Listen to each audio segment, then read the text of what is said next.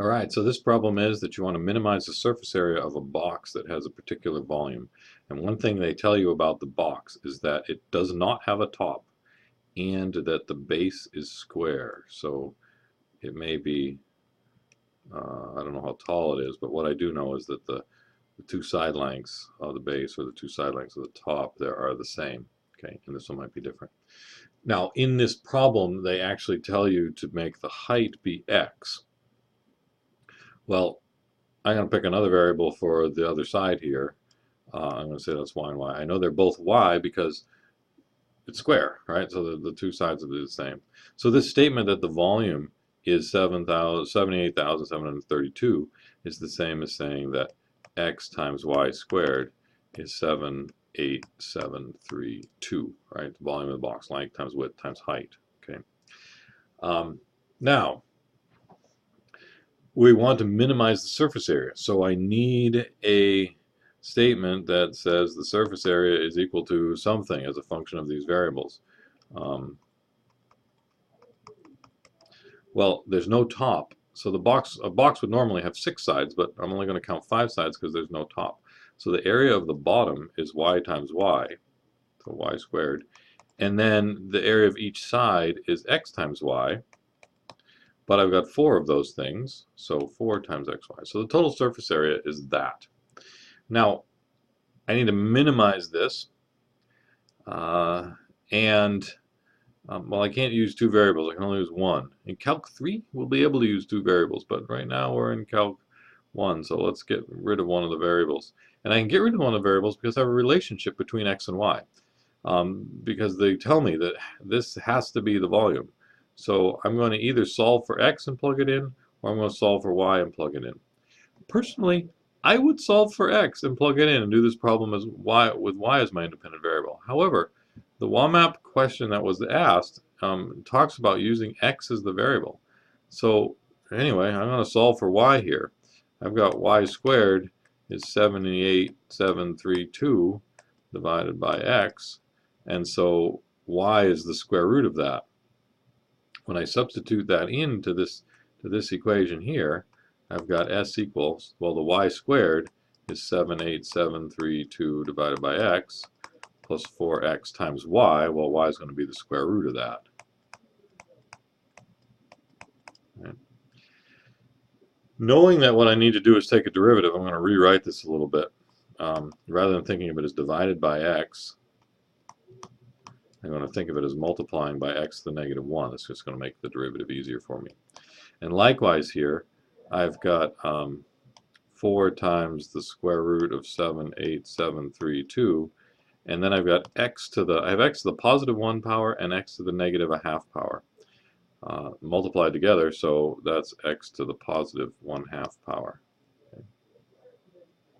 So now I got it down to just one variable here, and I can take my derivative and set it equal to 0 to find where this is the minimum. So anyway, ds dx here is negative 78732 times x to the negative 2 plus, I got 4 times 1/2, so that would be 2 times the square root of 78732 times x to the subtract 1 from that exponent, so 1/2 minus 1 is negative 1/2. So there's my derivative. I give critical points if this is equal to 0. So set it equal to 0. 0 equals minus 78732x to the negative 2 plus 2 times the square root of 78732x to the negative 1/2. Then solve for x. So I'm going to, oops, I lost a negative right there. I'm going to move this over to the other side. 78732.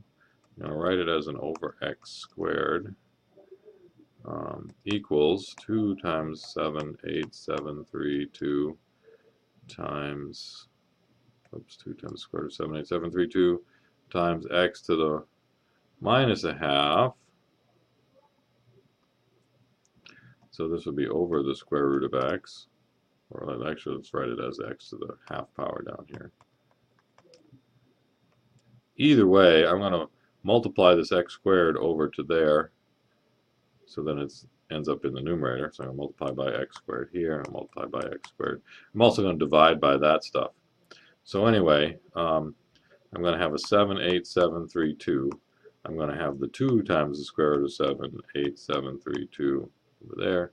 And over here, I've got x squared and divided by x to the half, so that's going to be x to the 1.5. So that would be 3 times power. And then I can just raise both sides to the 2/3 power. This actually simplifies to the square root of 78732 over 2. And then I'm going to raise that to the 2/3 power, because that's what I need to do over here. Is I got to do this to the 2/3 power. I'm going to do this to the 2/3 power. Anyway, so that'll just be x over here. And it turns out that when you type that into your calculator, it is exactly equal to 27. Okay. So you got a critical point here when x is 27. If you needed to, you could go back and figure out what y is by plugging the 27 into this. You'd have this thing divided by 27, and then take the square root to figure out what y is. The problem wants you to go further in that this is a critical point. You don't know whether it's a max or a min, so they're going to do a second derivative test to check. I don't know that I need to do that here, but they're going to take this derivative, right? They're going to look at this first derivative right here and say, okay, now take the derivative of that, plug the 27 in, and see whether it's positive or negative. If the second derivative is positive, that means you're concave up and you must have been at a minimum. If the second derivative was negative, then you're going to be concave down. That means it's positive. So we're hoping for this first possibility, right?